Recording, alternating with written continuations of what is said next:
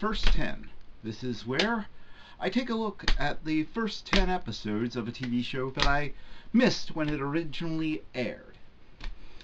This TV show has to be one that I've only seen, say, clips of, or maybe got a glimpse of when I was waiting for another show to start at most, and that brings us to Gotham.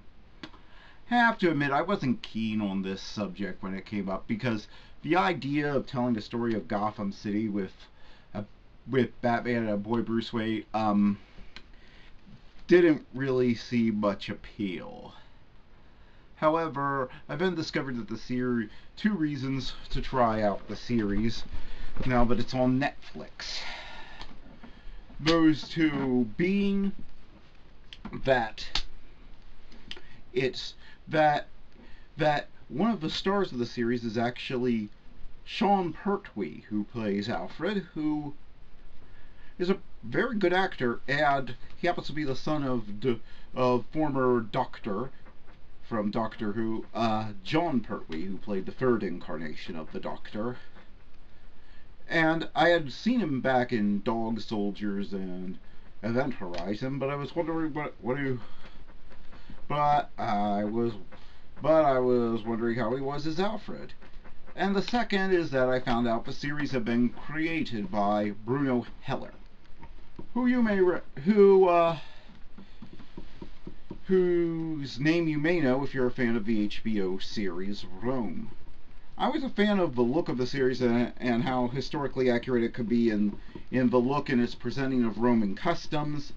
Wasn't so much a fan of how it handled history due to the time constraints it had to jump around quite a bit, and he veered towards the soap opera a little too much and inserted weird things, I guess, to make sure the show got a TVMA rating.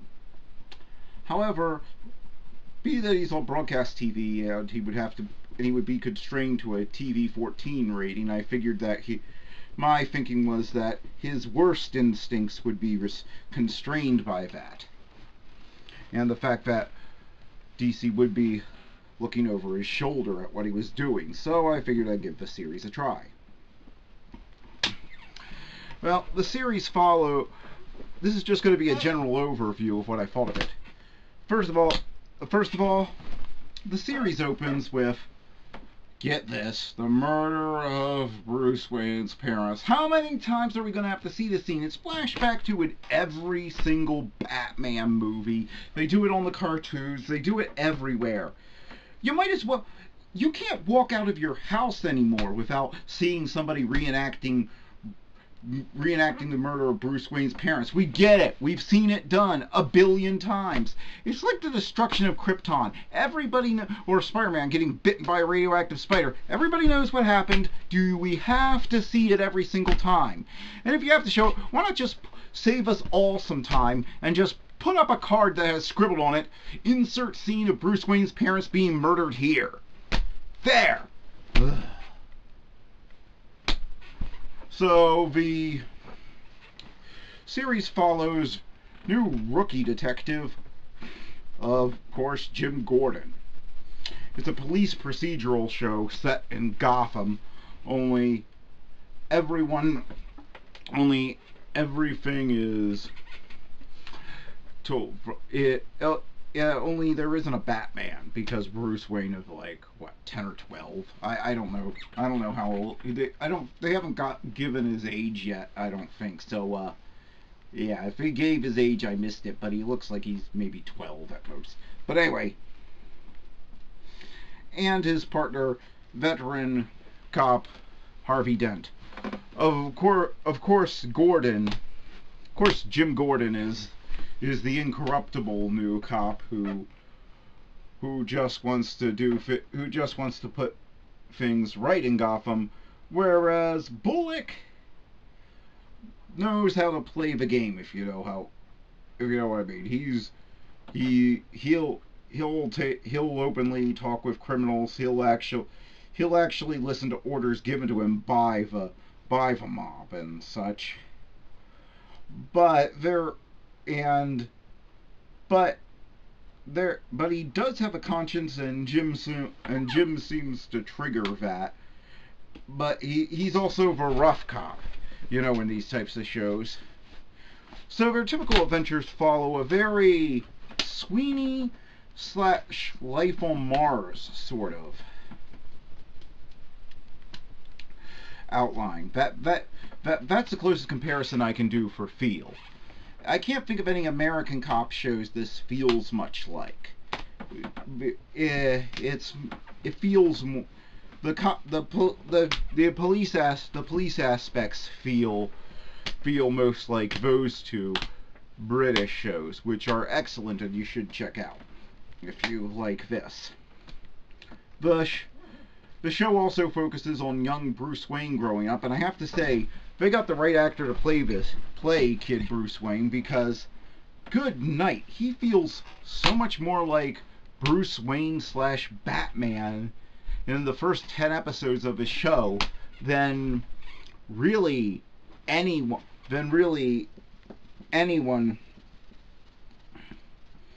we've we've seen in the role since Kevin Conroy, really. In fact, I could see this version of Bruce Wayne growing up to be Kevin Conroy's Batman. That's how good it is. He, of course, lives with his butler Alfred, played by the aforementioned Sean Pertwee, who gives us a great new take on him. He seems to have the best of every Alfred. He's a man of action who can't be fooled with, who is just so tough as nails. Getting shot doesn't even slow him down, and he's still taking names.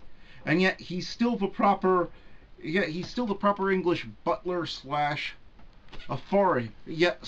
father figure to Bruce Wayne, and yet he trusts him and helps Bruce Wayne with his investigation of corruption. Plot arc seems to have a major plot point is that nobody knows why the Waynes were murdered. Personally, I prefer it when Bruce Wayne's parents are gunned down by random street crime, because that makes his crusade against crime and poverty and all the things that and all the causes of them in general. But here they do make it work. They do weave a good story about it. If I had one criticism for it, is that every other person they talk to seems to be a random person who's going to be important in the Batman mythos later on. There don't seem to be that many normal people around who aren't going to turn out to be crazy or get superpowers at some point. Another thing that we follow is Oswald Cobblepot, the Penguin, who starts out as an annoyance, but his plot quickly becomes the most compelling of the show, as we see his rise to power. And there are certain mirrors you can definitely tell, if you know where to look, you can definitely tell that this is written by the same guy who wrote Rome. There are certain aspects of Oswald Cobblepot's plot, as he seems to be rising to power at this point in the show, that mirror the way Roman emperors. It sort of reminds me of, he looks like he obviously has some sort of disorder or something physically and mentally wrong with him, and so that causes people to consistently underestimate him, but he is actually the smartest guy in the room. It sort of reminds me of Octavius in Rome, but a better parallel would be Bruce. The way he's written is much closer to Octavius in Rome. But his rise to power mirrors that, but it also reminds me of Claudius in the novellas I, Claudius, and Claudius the God, and the BBC miniseries based on those two, called simply I, Claudius. And anyway, he has to play the political game between two factions of organized crime that control all of the very corrupt Gotham City. including the mayor, the city council, everything, all paid for, and everything is enforced through extreme violence. So he has to navigate these corridors and play various people of factions within two crime factions against each other, and it's making for a very compelling view. It makes for very compelling viewing. Secrets and lies and everything plays the same. Plays out with as a chess match, but you get the feeling early on that Cobblepot, not just because, even if he wasn't going to be the Penguin, Cobblepot,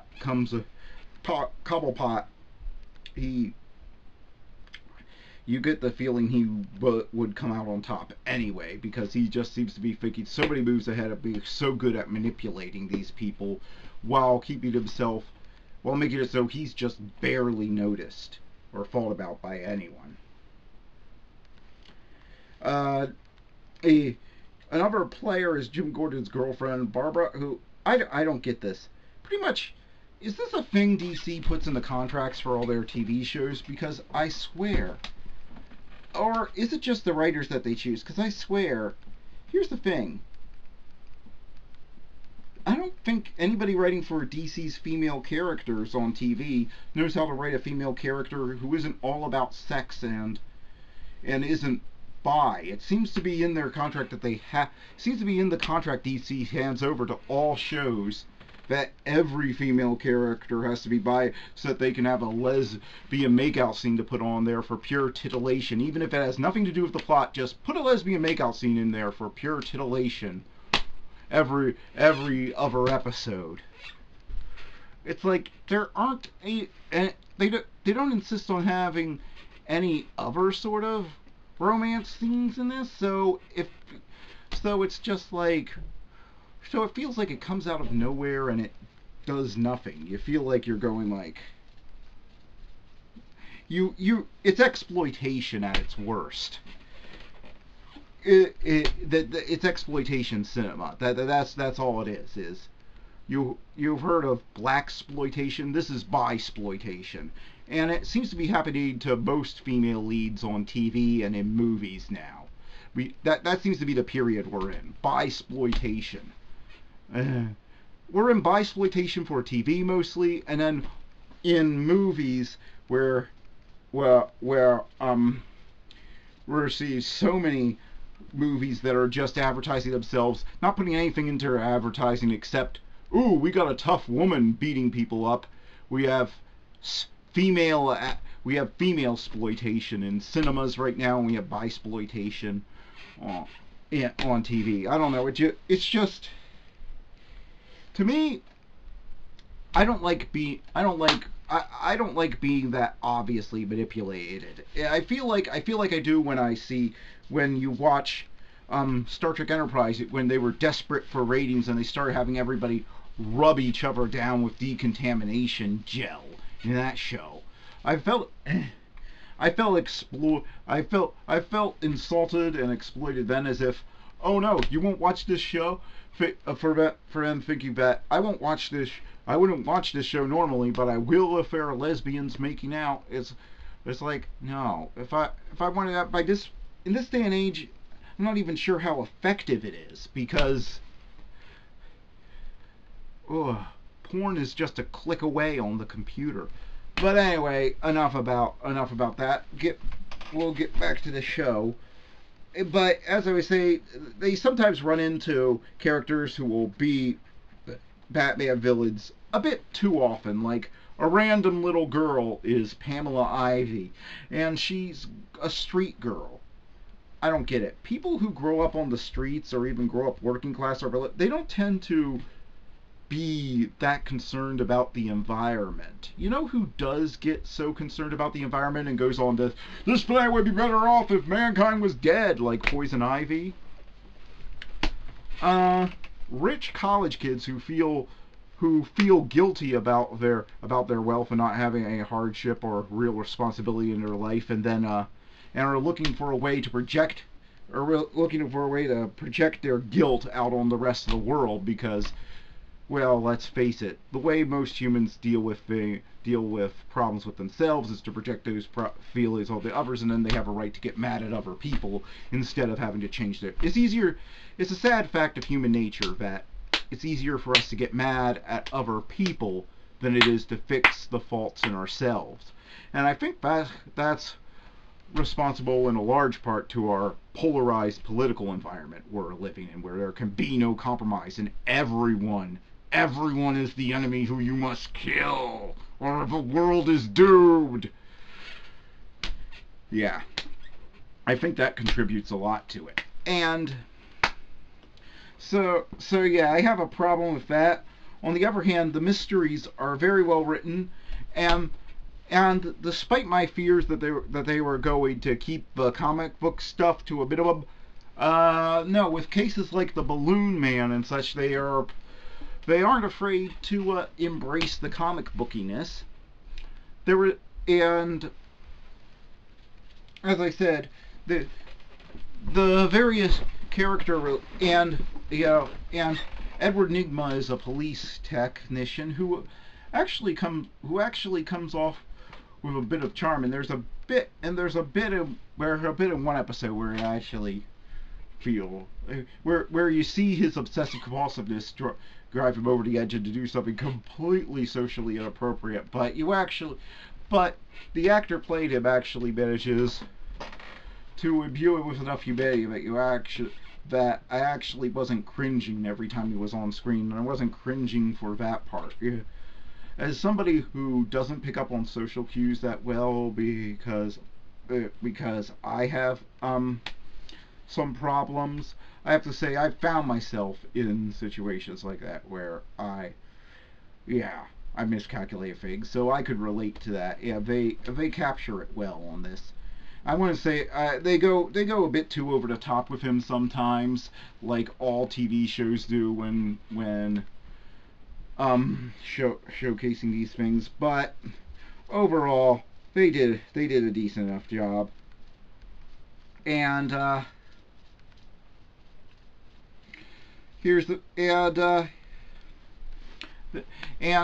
so the relationship between Bruce and Alfred is one of the driving forces of the show, and it develops well. And there are mysteries. Bruce looking into corruption in his company, ties to the mob, and then you have the final one, Catwoman, who is a girl who's around Bruce's age, so at least they kept that I guess kind of in canon, but who's a witness to the death of Bruce Paris. And here's the thing.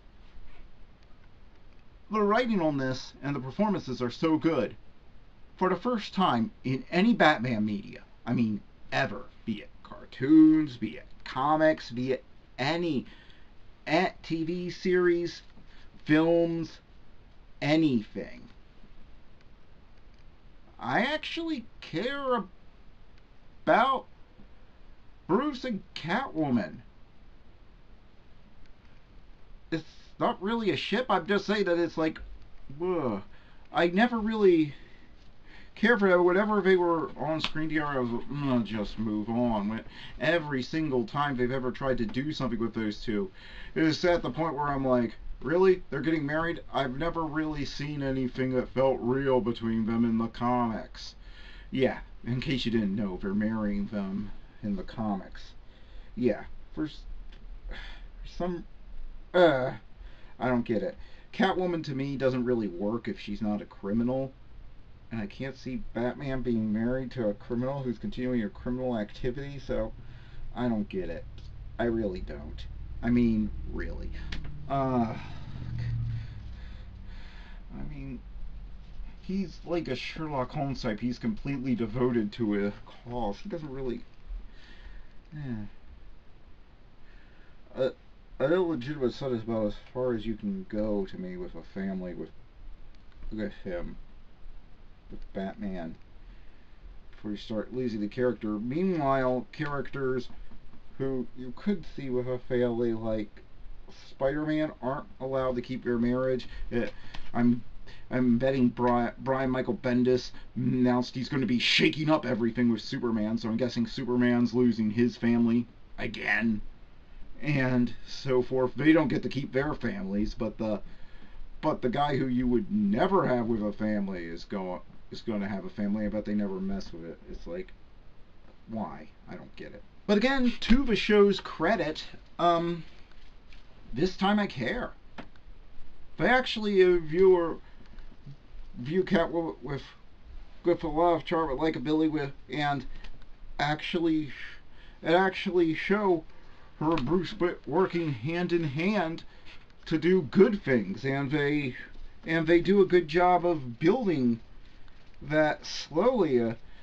And it's like they're dealing with two kids, but it's so much more adult than anything I've seen in the comics, where they just tend to go for pure innuendo and smut and just over the top romantic dialogue. It's like, because it's kids and they can't go that route, it's like it actually forced the writers to think about the relationship and how these characters interact in every one of their interactions.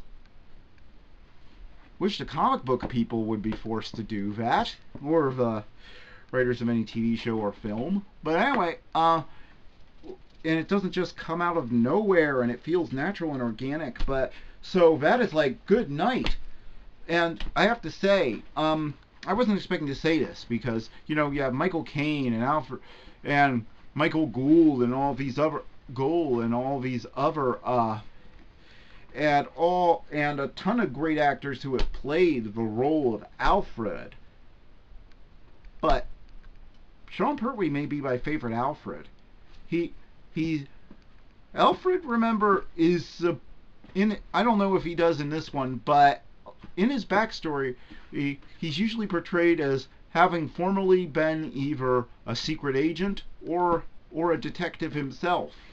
So here, before he worked for the Waynes, so here he's got all balanced out, and you get to see that he knows how to work people, that they could be strong.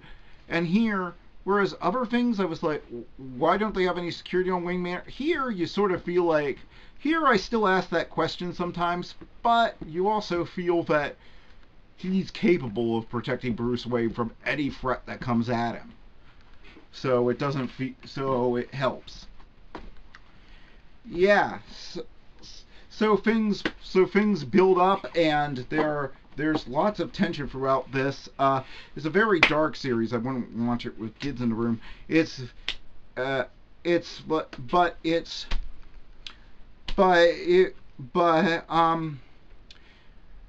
you can overlook the few soap opera elements they put into it, and believe me, I know about overlooking soap opera elements. I watch Arrow, for crying out loud. But anyway, yeah. It turned out to be a much better series than I ever expected it to be, and so, yeah, I'm gonna give it the highest rating possible on this segment and say that it is a that I must continue watching, at least for the foreseeable future.